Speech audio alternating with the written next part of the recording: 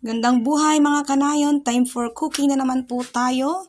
So for today's video ay magluluto po tayo ng pork ginuguan, simple pork ginuguan. So namarinate na po ito kanina mga kanayon, minarinate na po ng aking asawa.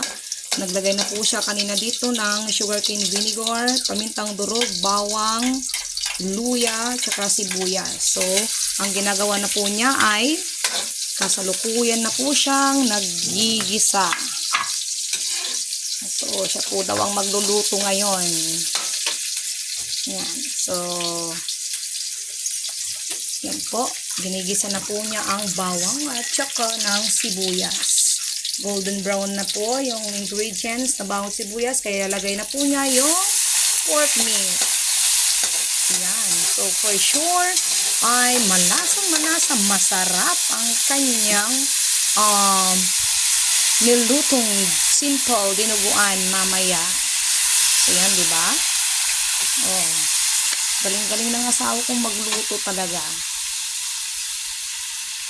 Habi na po niya kasang magluto. At syempre, kung meron talagang iluluto. So, yan po. Nilagay na po niya ang pork meat. Kanyang hahalu-haluin. Mix, mix, mix. Yan.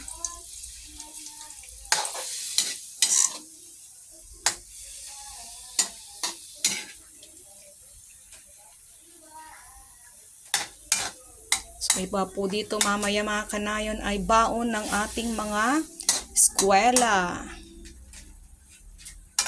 Yan, para hindi na sila palaging magluluto ng kanilang ulam. Yan, so kanyang tinakpan na. So lulutuin yan muna ng konti yung pork hanggang matuyo, maalis po yung kanyang tubig-tubig. So yan po, tayin-tayin lang po natin. Siguradong yummy ang pork dinuguan.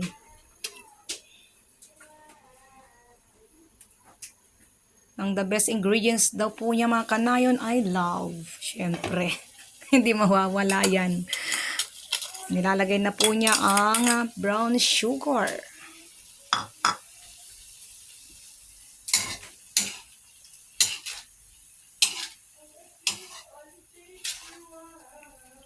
Bango-bango.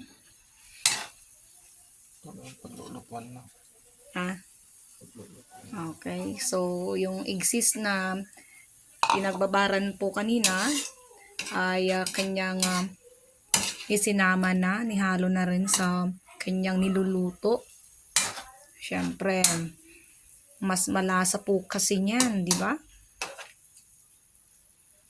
Sayang din naman kapag itatapon rin lang yun. Takpan ulit. Amoy na amoy ko na po ang kanyang niluluto. Nangangamoy. Nangangamoy na. At yummy. Amoy pa lang po. Talagang, sarap.